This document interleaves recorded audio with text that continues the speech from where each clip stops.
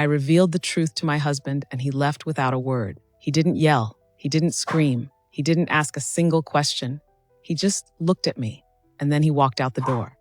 After 16 years of marriage, that was all it took to shatter our family, a single truth I'd kept hidden.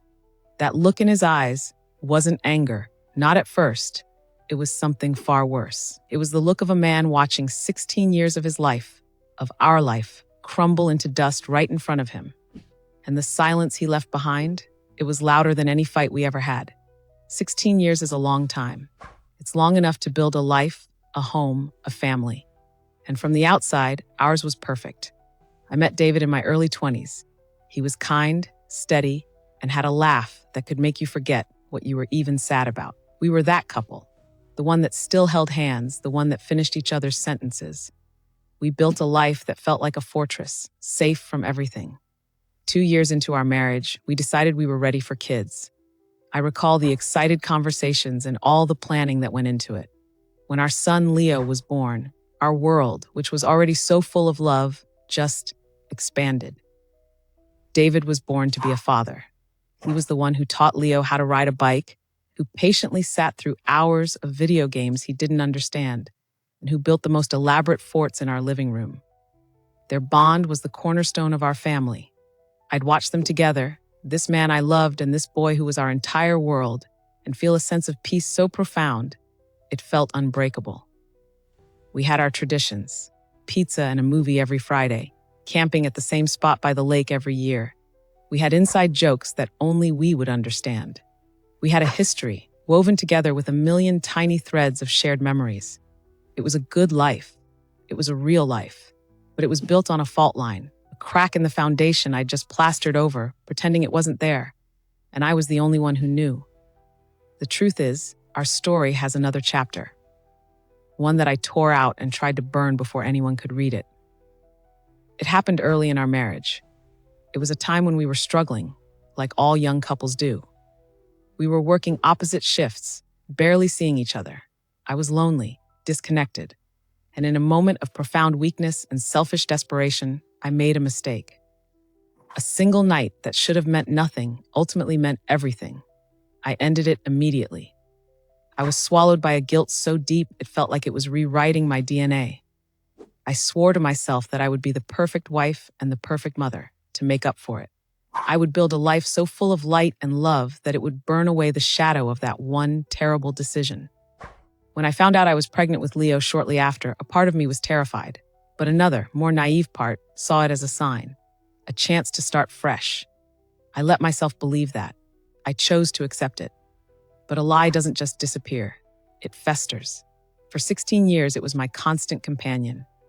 A whisper in my mind at every birthday party. A shadow across my face at every school play. Every time David looked at Leo with that overwhelming fatherly pride, the lie would twist in my gut. This good, honorable man dedicated his life to a child he believed was his own. The deception was colossal. This wasn't just about an affair anymore. This was about identity, family, and the very truth of who we were. The thing that finally broke me was Leo's 16th birthday. 16. He was becoming a man. And from nowhere, I saw Leo's biological father at the supermarket. Fate was cruel, just when I thought I could leave it all in the past. I realized I had to tell my husband before he heard it from someone else. Leo had his father's smile, but my eyes were his. He was looking at colleges, talking about the future. I just couldn't bear the thought of him stepping into his own life while his family was built on a lie. The weight became unbearable. I spent nights staring at the ceiling, the words clawing at my throat. I knew telling the truth could detonate our lives. Many marriages don't survive the discovery of infidelity, and my secret was so much more than that. But the lie was poison, and it had been killing me slowly for 16 years. I had to choose. Keep living a lie that was suffocating me, or tell a truth that could destroy everything I loved. I chose the truth. I chose a Tuesday evening. It was ordinary, unremarkable. Leo was at a friend's house. David was in the kitchen making tea, just like he did every night. The scene was so typical, so comfortable. It felt like a cruel joke, knowing the chaos I was about to unleash. My heart was hammering against my ribs so hard I thought he had to hear it. I asked him to sit down. He gave me a slightly confused but trusting smile and sat on the sofa. I can't recall my exact words. I must have rehearsed them 1,000 times, but they just spilled out in a broken, trembling mess. I told him about the affair. I saw the first flash of hurt in the confusion in his eyes. He started to speak, but I held up a hand, knowing that if I stopped, I'd never be able to finish. And then I said the words that changed everything. Leo, he's not your biological son. Time just stopped. The air in the room got thick, heavy, and impossible to breathe. I watched the life drain from David's face. The confusion, the hurt, it all vanished, replaced by a terrifying, hollow emptiness. He didn't yell. He didn't cry. He didn't accuse me. The reaction I had spent years dreading, the rage, never came. What he gave me was so much worse. Nothing. His silence was a physical force. It pushed all the air out of my lungs. It was an indictment, a judgment, and a verdict all rolled into one. He just stared at me, right through me, like he was looking at a stranger. After what felt like an eternity, but was probably only a minute, he stood up. He didn't look at me again. He walked calmly to the hallway, picked up his keys from the little dish where they had sat for a decade, and walked out the front door. The soft click of the lock was the loudest sound I had ever heard. And then, silence.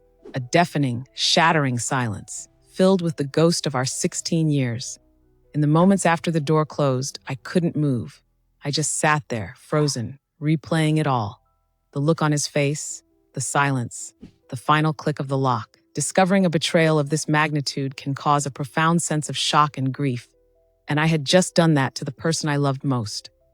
I knew this would be devastating, but the reality was a special kind of hell. My first instinct was to call him, text him. I sent a flurry of messages. Please just talk to me. David, I am so sorry. Please don't do this. They all went unread. My calls went straight to voicemail. It's common for a betrayed spouse to leave, to create distance, to process everything, but knowing that didn't make the silence any less agonizing. Then came the even harder part.